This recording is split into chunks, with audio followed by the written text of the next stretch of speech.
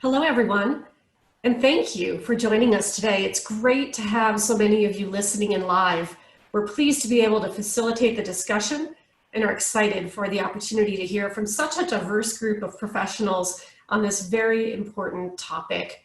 Before we get started, I wanted to go through a couple of housekeeping items.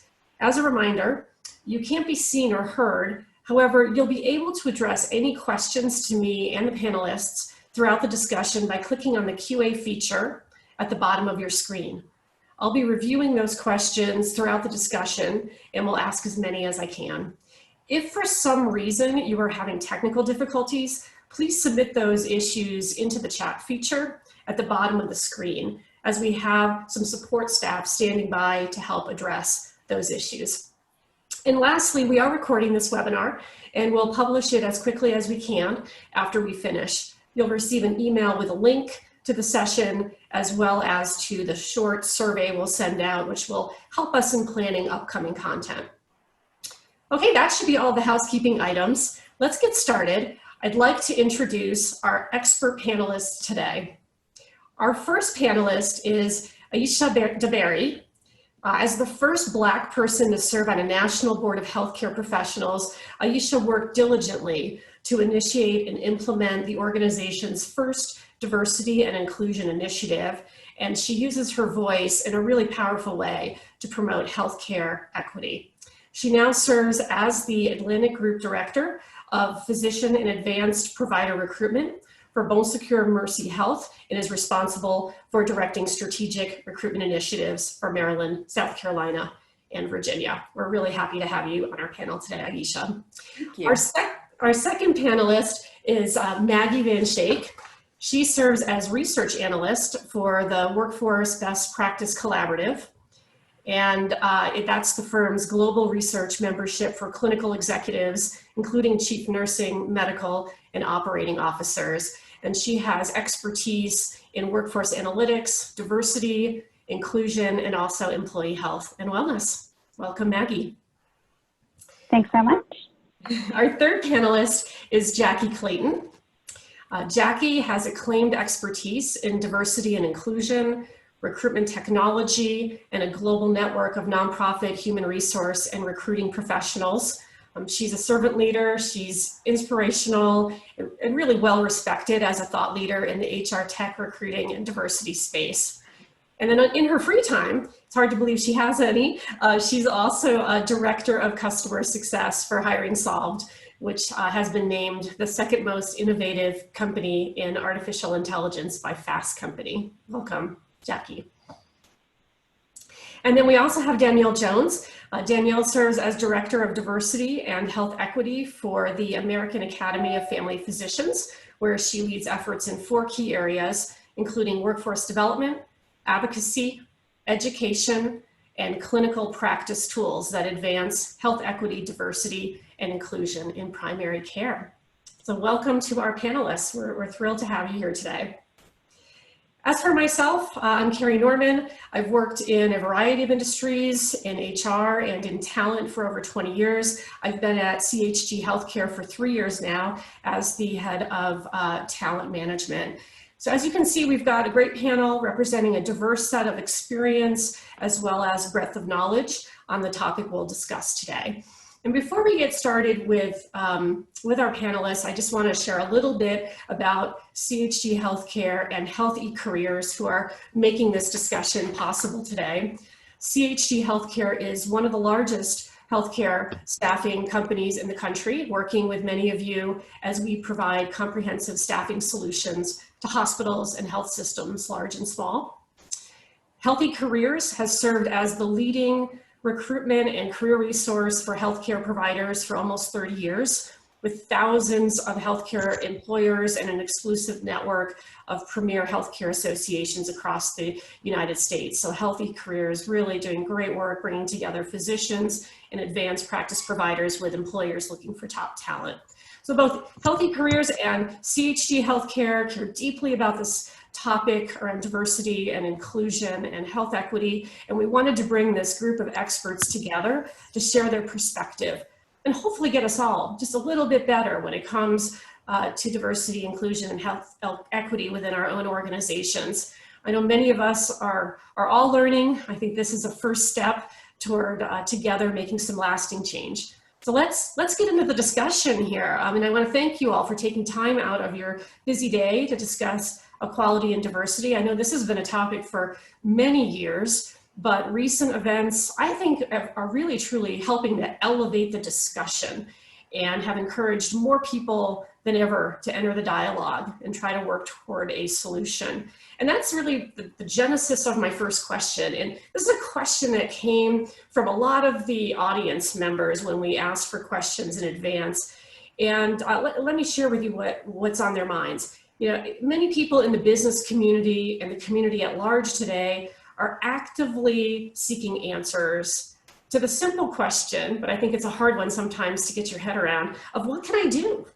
How does my organization respond to this important topic of anti-racism, diversity, inclusion, and equality? So I'm going to ask each of the panelists to go around and maybe just start by sharing one or two thoughts or ideas on how do you even start this conversation within your organization. Aisha, do you mind going first? Sure, I don't mind at all. So I was actually asked this question by a white colleague of mine. She's extremely genuine. So I told her to first start from within and then go to your kitchen table. So you start inward and you fix those implicit biases because we all have them. So it's just not important enough to say you are not racist. So you need to move from non-racist to anti-racist. So you can do that by using your voice and influence to rectify and combat racism. You know, speak up for people. So to be non-racist is more passive, but to be anti-racist takes it a step further. It just requires you to be more proactive. And once you've educated yourself, then you can move to your relationships. And although it's uncomfortable, it may be intense, but the fact that people are asking is the step in the right direction. Yeah. Yeah, and I think a lot of us sometimes felt that silence was the better way to go because we were afraid of saying the wrong thing. But your point around your silence says something and it's probably not what you want it to say, right. Really hits home with me. How about you, Jackie? What thoughts do you have on how do you start this conversation? Well, similarly to Aisha, I had one of my colleagues ask me the same thing. And the first thing that I told her was to teach your children to see color. Because I knew her as a parent. So many times people say, oh, I don't see color. And I explained, I need you to know that I'm a Black woman and that there's things that could be held against me or I could be treated a certain way because of the fact that I'm Black. If you can't see that, then you won't be able to acknowledge those things and help me. And with your children, it's the same thing. If they don't know what that is and they can't see and embrace our differences, they will have a hard time later advocating or being an ally for others when they see injustice. And the other part is to do something. Any activity is better than non-activity. Even if you fall down over and over and over again, it's like you fall down 9, you get up 10, but do something. Yeah, I think that's an important message. And I think it starts young, like you said, with our children. As a mother myself, I've had a number of conversations with my daughter about the importance of seeing color. So Danielle, do you want to jump in there? Yes, so from our perspective, we definitely recognize that the organizations and institutions and the systems in which people live their everyday lives have an impact on the behaviors and attitudes that they have towards one another. So our approach is definitely to look as an organization, how do our policies, our systems influence our people, which is our membership. So we actually started about 2 years ago trying to explicitly develop anti-racist policies for the family medicine specialty. We actually had a policy that we developed in 2019 around institutional racism within the healthcare system specifically, where we make recommendations on how organizations can be deliberately anti-racist by starting with the development of policy, critically evaluating those systems and policies and procedures that they have in place, followed by then empowering diverse formal and informal leadership at all levels of their organization, and then leading with a plan that demonstrates accountability, transparency, and reorganizes the distribution of power within those organizations. Terrific. And I want to dive a little bit deeper into some of these practical ideas in just a minute. Before I do, I just want to make sure, Maggie, do we have you on the phone as well? You do. I apologize. I'm still working to get my video started, but I am here on audio and would certainly echo what the other panelists have said in response to this question. And just add that this whole educating yourself and leaning into conversations, it doesn't need to be part of a formal curriculum. Employers don't need to pour money into e-learning modules. There's plenty of content out there that's some even publicly available podcasts, Netflix series, TED Talks that can serve as a starting point for opening up these conversations about institutionalized inequity and structural racism. So I think just being open to conversations, knowing that, you know, we're all going to get some things wrong here, but we're going to learn from it in the process, is the mindset to go in with, and to hold yourself and hold your colleagues and your friends even accountable for pushing on this topic and actually taking action and making progress. Yeah, and I love what you said about it. So it's a deliberate mindset issue. And I think, you know, one of the things I've learned is that you've got to get more comfortable with talking about uncomfortable things that maybe you didn't talk about, you know, in the workplace or in your organization in the past. So I think this is kind of a great point you're all making about start with the intent to listen, the intent to understand, and seek out people who can help you with that. Maggie, a follow-up to you, because I know you've done a lot of research on diversity and inclusion in the workplace. Can you share with us some of your key findings and guidance for organizations that want to create a more diverse and inclusive workplace? Yeah, of course. So there are really three things that I think I would point out as key findings and kind of places to start when your organization is trying to create a more inclusive and diverse workplace in a way that really sticks and holds true in the long term. So I think the three things I would touch on are fixing broken processes. There are lots of things that you can implement or new programs that you can put forward. But when you're just layering new programs on top of you know, hiring or succession management systems that invite bias or kind of benefit certain employees over others, I think we see this lots of benefits too that serve men more than they do women. When you're layering new initiatives on top of broken processes that serve employees inequitably, you can only really get so far.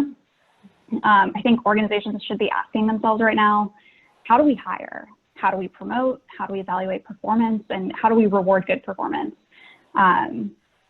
You know, what elements of these long-standing processes are inviting bias into the process or advantaging others, some over others. So revisiting these processes will involve talking to staff, of course, like we just mentioned, to understand what their experience is at the organization, but also looking at data and putting fixes in place to de-bias broken processes.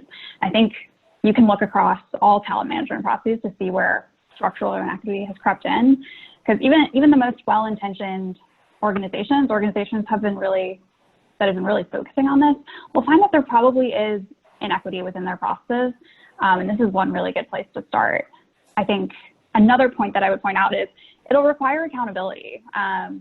In conversations with members across our US organizations, we found that leaders are often reluctant to set real concrete goals. And you know, even leaders who really are bought in and understand why diversity is so important, just find it hard to attach to, you know, a certain metric that they're striving for, or a certain qualitative goal. But when you don't have a specific end in sight, it's hard to really start making progress. So to give a couple examples, this might be, you know, you want to make the organization's overall workforce diversity mirror that of the community. I think that's a common goal that we see, and that's a really good one. I think pushing for this to the front lines as well as in leadership roles is really important. So I'd say these goals, one of the most important aspects about them is that they should be owned by the whole executive team. Of course, they can be cascaded. So roles within HR or within, if you have a health equity team, can own certain elements of these goals. But the bottom line is that there have to be concrete goals and they have to be permanently on the executive agenda. Kind of the last point I would make about the executive role is that representation in leadership really does matter. So diversity on the whole in healthcare, it's actually a pretty diverse industry, but that diversity doesn't make it to the top typically. So we see that I believe it's about a third of entry-level roles are held by white men, but in the C-suite, that's up to 70%. And women of color are at about almost 20% at the front line, but in only 4% of C-suite roles. And this is clearly not because, you know, women of color or women in general are less qualified for these positions, but that, like I said, those broken processes, you know, it's not necessarily objective decisions in terms of who's getting promoted. So organizations often ask us where to focus first, whether it's on bringing diversity into the front line or bringing it into executive roles. And really the answer is both, and simultaneously so, I think. You'll attract more diverse staff at the front lines if you have diverse leaders, but you obviously need to bring that talent in before you can promote it into leadership. So work on both, and I think you'll achieve the representation and leadership that the organization needs. So I think those are the three key findings that I would call out are fixing broken processes before you start layering on new initiatives, holding yourself accountable to specific goals, and then making sure that you're striving for representation and leadership. Yeah, no, I thank you for laying it out in such a holistic way, because I think it really shows you can't try a little bit of this or a little bit of that. You know, you really have to commit and, you know, Yeah. data to determine where your opportunities are and really drive it through accountability and executive involvement. You know, it's just, we've heard a little bit about just the research side. Maybe the next place to go, and I'm going to go to you, Aisha, is the practical experience, you know, that you've had. I'm interested in hearing kind of some of the successes as well as some of the challenges, you know, with how you've tried to promote inclusion and equality in your organization. Tell us more about that. Okay, yeah, so actually, as you mentioned, Carrie, I was the first Black person on my National Healthcare Board, which is the Association of Advancing Physician and Provider Recruitment. So last year, I addressed the board about the lack of diversity within our leadership and membership. And to be quite honest, we just didn't think we had a problem. And it took someone raising their hand and saying, hey guys, we have a problem. So the great news is we took active steps to recruit a more diverse board. And today our board is more diverse than it's ever been. And we are still striving to, you know, create more diversity. And then COVID happened. Ahmaud Arbery, Breonna Taylor, George Floyd. But we were still on the sidelines. We weren't saying anything. So at that point, I said to my board, silence is no longer an option. So we all came to the table and we had an honest conversation about racism, about, you know, public safety and police brutality and healthcare inequity within Black and Brown communities. And I'm going to tell you, it wasn't easy. It was messy. They're going to kill me for saying this. It was uncomfortable, and we were not prepared to have the conversation. But the point is, we had the conversation. So as physician and provider recruiters in a healthcare association, we acknowledged that systemic racism, discrimination, health disparities, public safety, all of that impacted us in the communities that we serve. So we decided at some point that our impact, it was too large and we couldn't remain silent anymore. So we committed ourselves to continuing the conversation on equity, diversity, inclusion, systemic racism, and moving it forward with action. You know, it's not enough to just make a statement, Black Lives Matter or white coats for Black lives, and not put any action to it. So we also look to form kind of a D&I, diversity, equity, and inclusion task force comprised of our members, our strategic partners to review policies, opportunities to ensure that our policies and our own structure, our internal relationships, as well as our external partnerships kind of line up with that value proposition of D&E and anti-racism. So that was my experience. Ask you a follow-up question that came through one of our audience members, because it deals with, I think, a very important topic around language even. And so the question is it possible to say pro-racial equality versus anti-racism? And I think this person's coming from the perspective of, we're trying to move toward racial equality together. How do we respond actually to either side of that coin? What's your perspective? Actually, for any of you, maybe Aisha, if you have one, and then we can ask the others if they want to chime in. Yeah, so I know, and I don't know if they're looking through it through the lens of equality for all, as opposed to equality for Black and Brown communities. But if that is the question, the topic right now is to address, the racism and the systemic, racism in the Black and Brown communities. And I think once we address that, I think it puts us in a better situation just to address all of inequalities. Okay. Yeah. Jackie or Danielle, would you like to also chime in there? Yeah, I wanted to jump in there. I think a lot of it surrounds around the word racism or anti-racist, and people are trying to make it lighter, but it's just not. Right. It's not. And for me to say, be nice or don't be a racist, there's two different connotations. Mm-hmm. There are some very nice people that may have very negative consequences based on their behavior, because you can't change what you don't acknowledge. And so in order to get to the root of this, we have to call it what it is, name it what it is. And at some point, maybe we get to a point in our lives where it doesn't seem as necessary. But right now, we have to look at the systemic racism for what it is in order to face it. But I can understand wanting to use a different word choice. We're just not there yet. And so I think if we don't use the actual words in what we're discussing, we'll lose the message and the impact. Okay. One of the things that came up a little bit in your response to how you promote inclusion in an organization, Aisha, was this concept of allyship. And the idea that allyship is crucial in this conversation. I was hoping a few of you could just chime in on maybe what are some of the things you're doing or you're seeing organizations do either within their organization or externally in the community to encourage allyship. Well, I think it comes in many forms. I know Jackie had some really good experiences with that, but a personal experience for me is, at an organization, I didn't feel like I had a seat at the table. And I had like the president of our medical group and the president of our health system and even some nurse executives, they endorsed me publicly.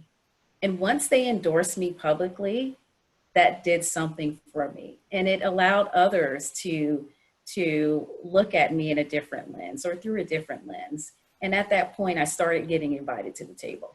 So that was my personal experience with allyship. Yeah. The endorsement piece, really good. Yeah. Anyone else want to add to that?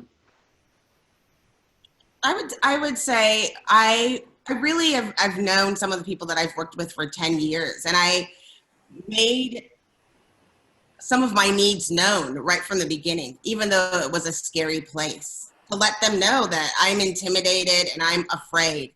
Now, in general, we ask people, it's not comfortable for people that are marginalized to have to speak up, which is why we need allyship, right? And I'm the only African American woman at my company. There are one of the few women. We do have an Asian American on our team, but we have always looked towards what we can do from a data perspective. And so part of it was owning your own mistakes and for everyone to own their own mistakes And once you start acknowledging those things and asking people, encouraging people to do that, it's amazing on how much allyship just seems to come forward, right? And especially in an environment we strive to transfer the benefits of privilege to those who lack it. A lot of it comes from an age perspective for us. And one thing that's funny is that it's easy for us to take someone who's younger and mentor and help lead the ropes and make sure you wear a jacket to this meeting, or make sure you're not chewing gum when you go on stage. But we don't have that same thing for people who may or may not have historically fit in, to be able to say, this person seems to communicate in this way. You might want to hold yourself in this light, mimic people's behavior, mimic your tone, speak up and be confident for yourself. You know, those are the things that a lot of times we're being pushed down. And so you need somebody in your organization that can help lift you up, who has willing to do the work. But the other part is you really have to do the work yourself to get to those places and commit to making it an anti-racist environment where you will support those in your organization that you've asked to be there. But from a recruiting standpoint, I think we've always focused on different groups as well, but we have to recruit allies to make it a safe space for the others that we bring in. So that's something else that we looked at. If you aren't a diverse yourself, are you an ally for diverse people? Because the world needs more allies right now. Yeah, well said. I couldn't have said it better. And I think allyship, especially to lift people up, you know, and advance them in an organization is super important. I want to actually pivot a little bit to the topic of inequality in the health system itself. And Danielle, I'm gonna ask you to talk a little bit about that from kind of your, you know, perspective too as a clinician. So what does inequality look like in our health system, and what do we need to do to help address this problem? Yeah, so if you think back, you know, historically, the way inequality looked in our healthcare systems, you know, in the early part and when that was developing, you know, through the 1960s. You definitely had those hospitals that were for colors only, the for colors only wings. But that ideology, even though it's no longer legal, still permeates our systems today. And it shows up when you see these hospitals and clinics that are in majority minority communities where they're underfunded and they are under-resourced, right? And so that also shows up inequality when you restrict access to services based on someone's type of insurance, which determines then, well, where they can go, who you can see, what's going to be covered, which also disproportionately affects people of color. And so the way you actually start addressing these inequalities in systems is you have to start measuring what's important. You have to have the data. The data has to be stratified by vulnerable populations based on race and ethnicity, nationality, socioeconomic status, so you can actually paint a full picture. But then once you have the data, you need to have the stories of the people behind that data. They need to be able to share their experiences and how they are interacting with your systems to actually communicate to you, perhaps, what are some of your blind spots and the issues that you need to be addressing. And then that then puts the ownership on those systems to actually look at how do they implement effective interventions that address policies, procedures, systems through an equity lens. I think oftentimes they want to do these feel-good Band-Aid solutions, right? So they might implement, well, we'll do a mobile clinic, or we'll hire community health workers, or we'll do referrals at the food banks, which are great in terms of getting some initial positive results, but they're largely not sustainable because you're not addressing the root causes. And that is only the way that you're actually going to look to see long-term sustainable change. Yeah, I hear you. And follow up to that, we were talking about bias earlier that can exist. Do you have any thoughts on how do you avoid bias in our clinical practices? Yeah, so there's a considerable amount of research that's been done that demonstrate that bias shows up in terms of how you see a patient before you actually see the patient. So medical education and training teaches our clinicians to identify the patient by what their age, their gender, and their race. So you have a 55-year-old Black female presents with hypertension. But immediately, just in that one statement before you've seen the patient, the process of then doing a differential diagnosis is going to tell you the type of drugs that you're going to make a recommendation for already, which in themselves are inherently biased because of the research that's based that this continues to perpetuate the idea that Black and brown bodies are different from white bodies. And so for us, we definitely see starting to work with our physicians initially and educating them about how these unconscious processes are created and developed and ways in which you can actually address those in the direct clinical setting has been the work the Academy has been doing for around a couple of years now, specifically training around bias, but it doesn't stop there. That is an introduction to a much larger conversation on how as an organization we are approaching these concepts. Okay. Yeah, sounds like it's just the tip of the iceberg then. Exactly. One of the things that a number of our audience members had asked about in advance had to do with hiring practices. So I'm going to go there next. And I think both Danielle and Jackie, you're pretty close to this topic of, how do we use our hiring practices to help increase diversity? Jackie, do you want to start? Yes, I this is something that is really close to my heart. And I always feel like the recruiters have gotten a bad rap. There's some things that we have to look at. This is not a recruiting issue. Back to the data, recruiters are the most powerful yet powerless people in an organization, and they're the scapegoat for diversity recruiting in an organization. Because oftentimes you'll look at a company, let's just say Acme Brick, and they'll say Acme Brick has a diversity hiring problem, when really it's manufacturing in Acme Brick that has a problem. Or it could be David, right? The supervisor David has a problem with diversity recruiting. And we don't look at it to look at the data to see where the problem actually lies. Is it a corporate issue? Is it interdepartmental? Is it the hiring manager? Is it the recruiter? That's one piece to look at it. The other part is that we have to stop looking at speed as a litmus test to how effective our recruiting practices are.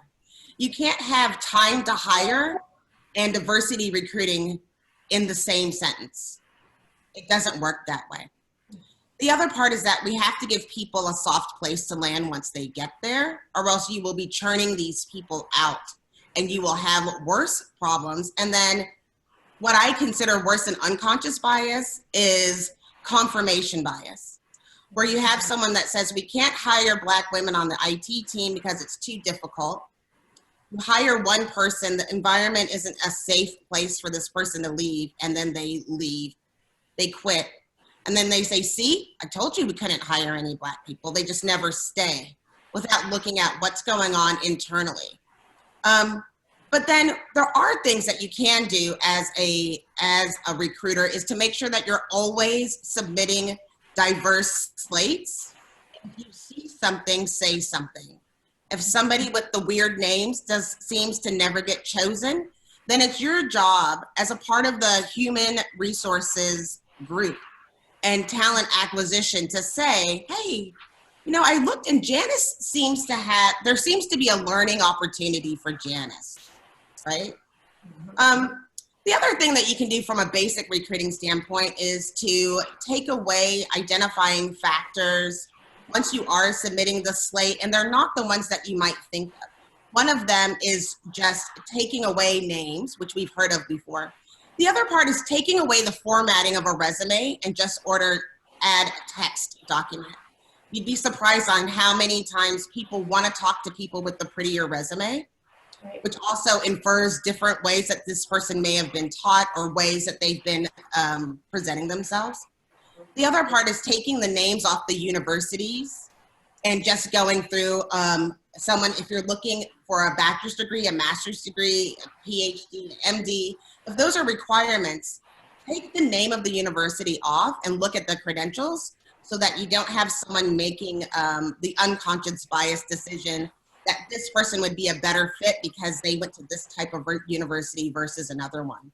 So I think those are some ways that right off the bat to get started from a recruiting standpoint. But understand, recruiters, this is not a recruiting issue. This is a company-wide issue, and it's going to take data to be able to pinpoint exactly what we're looking at and where the work needs to start and where you're going to be able to have the most impact. That's great advice. Danielle or Maggie, would you like to add anything? Yeah, so I definitely would reiterate all those great best practices regarding the names and blinding and kind of taking off any perhaps indicators that would perhaps bias those that are making those decisions. But I would also stress the heavy reliance on credentials, particularly around degrees and certifications, and having an understanding that those certain types of level of education, there's inequity in who has access to education and who can afford education, that then might be predisposing some groups to be shut out from the very beginning. So being able to actually look at a person's experience and placing as much value on that as on the degree, I think is one way we can actually look at creating more equitable and diverse hiring pools of really qualified candidates. Yeah. I would add as well that I think lots of organizations have done work to build partnerships and create these external pipelines and see that the diverse candidates that they're looking for just aren't getting through their hiring process. So I think doing everything you can, which each of you have touched on, to de-bias the hiring process. So things that were mentioned, but also things like standardizing interview questions. I think organizations are always a little hesitant to do this because they want kind of personality to come through and they want it to be a fluid interview from a kind of social aspect. But you do really want to make sure that candidates are having a consistent experience with the interview process to ensure that hiring managers, even well-intentioned, aren't connecting more with candidates who might be the same race as them. I think you can also do the same thing with competencies. So really be ruthless going through your job interviews and make sure that you're not saying that a job needs a certain degree when it actually doesn't, and you might find qualified candidates who don't have that qualification. So I think experience is really important, but you don't want to weed out candidates who would actually be great for the position. So making sure that your job descriptions don't kind of weed out the diversity you're looking for is a good technique as well. Yeah, I've got a couple of follow-up questions that have come in through the Q&A. I'm going to try to take the ones first that dealt specifically with hiring. So the first one is, for rural healthcare communities who are striving to become more inclusive, how can they recruit more diverse candidates, especially if maybe the candidates might feel a little bit uncomfortable in a dominantly white or homogeneous community? Really have to start working with your chambers of commerce, especially in rural organizations, and what is going to be the key of that community. Do you have other programs going on within that community, and how are you treating that person once they get there? Do people know? We had a situation, I worked for a company, we had over 250 people that were from India. So part of the process that we had when people came in is that we had a mentorship on two sides. One was showing people where they can find things within the community, because most of these people had moved into the community. So we had a partner with them so that they felt comfortable within the organization. If they didn't, then they could choose another sponsor. It was just someone that would be their friend to help answer those questions that they might not feel safe answering, but also a list of standards for them. And it happens, even I moved from Oregon to Waco, Texas. So where do I find the best salmon in town? It's a staple of what I eat, and I know that I can't find it here. So who does have the best? Like, you want to have those lists and almost like the Chamber of Commerce, where you can share that information with them, but also let people know. I know, like, I've been the first in many of my organizations. Aisha's been the first in her organizations. Danielle's been the first in her organizations. And so there are people that are willing to accept that role, but you need to let them know in advance, hey, we're looking to do this. We know we're going to make mistakes. Please commit to work with us and let us know, and we will make a commitment to you to make this a safe environment. so that you don't feel like it was a bait and switch situation. Yeah. Right. I think it's important to have those conversations with your hiring manager, with your organization, because if you don't have like a culture that is equitable and that's inclusive, people are just not going to stay. Yeah. So we definitely need to promote those conversations. Yes, I mean, it's not just about the hiring, right? It's creating the welcoming environment for them. Right. And this is a little bit related to that last question, just a slight spin on it that's different. Do any of you have suggestions on creating a more diverse workforce when the community you're recruiting from, not necessarily the community you're in, but when you're recruiting from isn't that diverse to begin with? Yeah, so I'll add, I think it's really important for especially health systems to create those pipelines, not only to recruit from the local community, but especially if you're in a rural community and you've got to be able to attract people from urban locations into your rural communities. And so how do you do that in a way that, one, gets the right skill set that you need? I think some systems have actually looked like, how did they develop the talent that they have to fill the resource needs locally?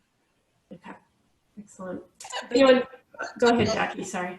No, what Danielle is saying is that it's important, if we can't bring people in, you're looking at a place, maybe it isn't as diverse. You need people that are diverse in your own community or in your own location. A lot of times companies don't look inside to see who do we have already on our staff that is diverse, and talking to those people and giving opportunities. It goes back to who are we hiring, but who are we promoting and how are we treating our existing staff? It is a huge piece when you give somebody a training and opportunity internally, you will impact overall retention in your organization by doing those things. So just going along with what Danielle was saying is building the pipelines, but giving people an opportunity to grow and thrive in that environment could be helpful, and to the community at large, because that person is already familiar with some of the things that people might be dealing with. Yeah. And just back to something we talked about a few minutes ago, blinded applications and resumes, there is research that shows that does help. What's interesting for many recruiters, and I was trained this way many years ago and I was a recruiter, you're kind of trained to be blind to the self-identification information provided by applicants. Should we be, I guess is the question, or are we saying we ought to try something different? You're nodding your head, Jackie. What are your thoughts on that? Having that conversation now. It's one of the things that we look at Hiring Solve from a data perspective. We help people with making, which is a challenge because we're looking at the data, what's compliant versus what's not compliant. And so there are things where you can ask, you can't ask people those types of things. You can't just take those things. I think what we're learning though is that it's important, and we'll see new regulations around people that want to self-disclose, because there is a balance. Like if we were saying, I need someone who can test glasses, I'm not discriminating if I say I need you to have a place to put glasses on your face. That's not saying I'm discriminating against somebody. It's saying this is what I need.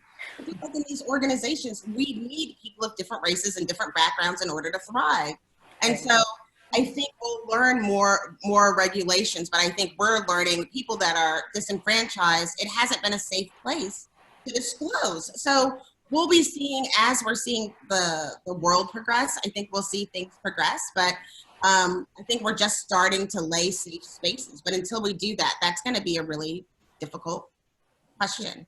Yeah, I'm going to move away from hiring for just a minute. There is a question that came in about resources, which we'll get to as a closing question. But I want to go back to this idea of leadership and leadership's role. And leadership isn't just a position. It's really an action in my mind, a verb, and we all have to provide it. But Aisha or others, what are some of the ways that you feel health systems can really ensure their leadership teams are diverse? And I know some organizations are thinking about creating offices of diversity and inclusion. So there's a related question there about whether that's a good idea and and how you go about creating one if you want to make that part of your strategy. So Aisha, will you hit on the leadership piece a little bit more for us? Sure. I know that my organization, what they're doing, and it goes also back to recruiting. So I know you wanted to get away from that, but what we're doing is we're establishing some, policies to enforce like unbiased hiring. So when you look at even recruiting into leadership roles, you want to fish where the fish are. So you're looking to, obviously, recruit associates from underrepresented areas, but also looking at an equity lens, just looking at everything just to ensure that, we successfully recruit and retain, and advance associates. But you have to hold leadership accountable. So you cannot have diversity and inclusion without having equity first. So once you address the issues of equity, then you can really dive in and really address diversity and inclusion.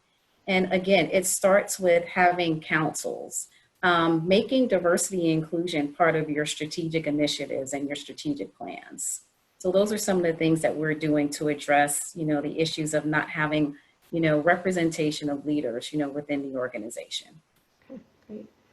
Any other? Something I might, sure, yes. Something I might add is just when you mentioned that organizations are thinking about setting up maybe an office of diversity, equity, and inclusion, or hiring a dedicated role to kind of lead the charge on some of the initiatives they're looking to push forward in that space.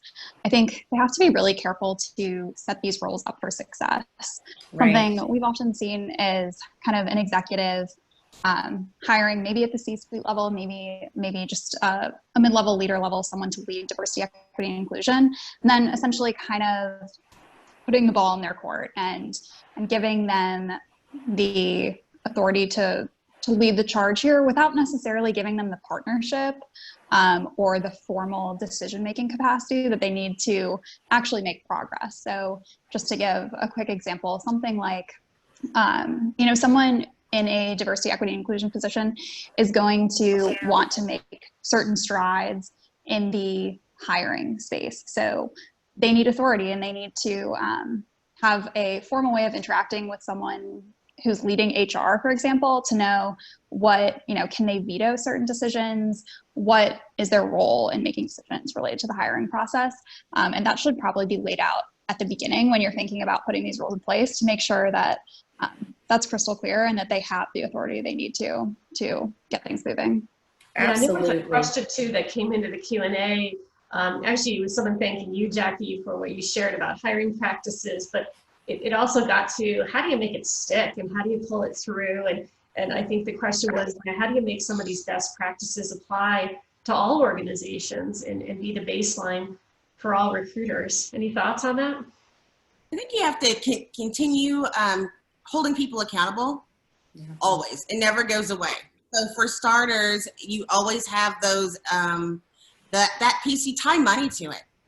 Your bonus is dependent on this. Like we know that there are some places where your bonus is dependent on how many healthy people you have.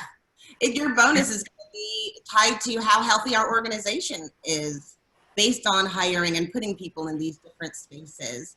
I think the hardest part to make it stick is that you have to be actionable. If people aren't following through with your commitment to diversity, you have to let those people go. And you might have to let people go that you think are really great in one aspect. But if you don't, then you're being complicit in allowing that to go on, and it'll permeate throughout your whole organization, and it will undo all of the work of many people. It only takes one person. And we've seen that throughout the Me Too movement. We've seen it throughout a lot of different movements that we've seen as far as rights at work. It only takes one. So you have to rid yourself of those people in your organization. It's not fun, but once you do, people sit up and they pay attention. It can't be, oh, that's just Amy. Amy has to go. Yep, totally agree. Yep. Sorry, Amy. Sorry, Amy. Whoever Amy is out there, we got to get her on board. So we've only got a few more minutes. So some of the questions I haven't been able to get to, we'll try to address in a follow-on. But there was a question earlier around resources. And, as all of us try to continue to educate ourselves and explore opportunities to alleviate bias in healthcare and really just at large. Do you have any preferred resources, including trainings or webinars that you would like to share? So let's just maybe go right around, and I'll start with you, Aisha. So I'm biased because Tiffany Jana, here her book. She is a local author here in Richmond, and she has written many books, erasing, institutional bias, overcoming bias through building authentic relationships across differences, and the subtle acts of exclusion. So I'm a huge fan. They're easy reads, and actually, I think she has them on sale now. So definitely, and there's so many resources, but these are definitely the resources that I follow. Jackie, what are some of your best resources? Right now, I keep sending people, it's bit.ly, bit.ly, anti-racism resources, which is pretty easy to get to, of making a copy. It really is, I like it because it gives the person different ways to learn more about what's going on. There's books, there's podcasts, there's ways of talking to children, there's articles, there's movies, there's videos, so that you can really learn in the way that's most comfortable for you. And it also has a lot of organizations and a lot of places like within Instagram and organizations, so you can kind of keep a pulse on it. So I like that it's anti-racism resources, and again, it's bit.ly, and it's just, I think there's something there for everyone. So that's why I keep pointing people currently. Great. Danielle. Yeah, so I would encourage everyone to visit our website, www.aafp.org. That's where we keep our all of our policies. So policies on implicit bias, birth equity, race-based medicine, institutional racism. And then we follow up policy with education. So if you're looking for some CME units, definitely you can check out education that aligns with a lot of those policies and some of our other diversity inclusion work. And then policies and education need to change practice. So we create practice tools for folks to use in the clinical setting, also engaging with the community around advocacy, start actually putting in place some of the things which we think changes the dynamic of our healthcare system. Excellent. Maggie, what would you add? And then I would just add that the two books that I've been reading that I think super common but are really good in informing discussion are White Fragility and How to Be an Anti-Racist. And those are awesome books. Two podcasts I've been listening to are All My Relations, which kind of talks about Native American and their experience, and then Latinos Who Lunch is another good one as well. Mm-hmm. And that just kind of goes into Latinx experience and the intersectionality of being Latino and queer. Yeah, and we will make sure that we send links out to some of these resources with our follow-up email. I know I'm continuing to order books and watch as much as I can to learn more, and your tips are very appreciated. So I'd like to just kind of see if the panelists have any final words. We're getting close to the top of the hour. So final words, Maggie, from you? Sure. So in closing, I think something that we haven't touched on is the why behind all of this, and something that are going to need to make to really make progress.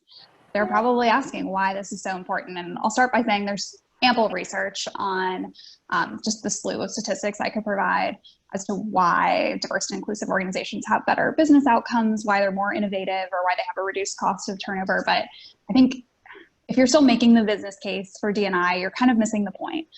Really, the aim of achieving an inclusive culture and a diverse workforce speaks for itself. And I think it's time that organizations start acting as if it's mission critical, because really, I would say it is. If your mission involves compassion, how can you allow certain patient populations to receive consistently worse health outcomes? And if your mission involves integrity and you're complacent with kind of structural racism, and you know that some of your employees are being advantaged over others in the hiring and succession management process, I just think these things point to the fact that addressing racism within the workforce and inequity on the whole in organizations really is mission critical. So I won't say that it won't be a challenge, but it's something that will challenge you personally as well as professionally. And I think when you can start acknowledging the inherent value in diversity and commit to your role, whether you're a frontline clinician or you're a leader at an organization, your organization will see gains, but you too, on a personal level, will be better for it. So just wanted to thank CHG for convening the conversation and for inviting me as well. I'm so grateful to have been a part. Absolutely. Great words of advice. And sometimes I think the things most worth doing are the hardest to do. And you said that super well. Any other final words from our other panelists? I think I'd like to say we've been talking a lot about how people can deal with racism, how we can do in these organizations. And I'd just like to talk to people that are in these marginalized groups to stay strong. And it's okay to be tired. There's days where I feel like calling in Black. Like I'm just Black and I'm tired of having to answer the questions. I'm tired of having to deal with the issue outside of a professional setting. And just know that for other people, as you're trying to navigate through this to do the work, but also that there are resources for us as Black women or people that are curious as some of the messages that people are getting. It was another resource. It's called The Memo that is out there. It's by Minda Hart to talk to people about how to get a place at the table. And then one of my favorite is What I Know for Sure by Oprah Winfrey. Because as this is happening and people are doing the work, it becomes a heavier burden, I think, for us to handle. It's going to get harder before it gets easier.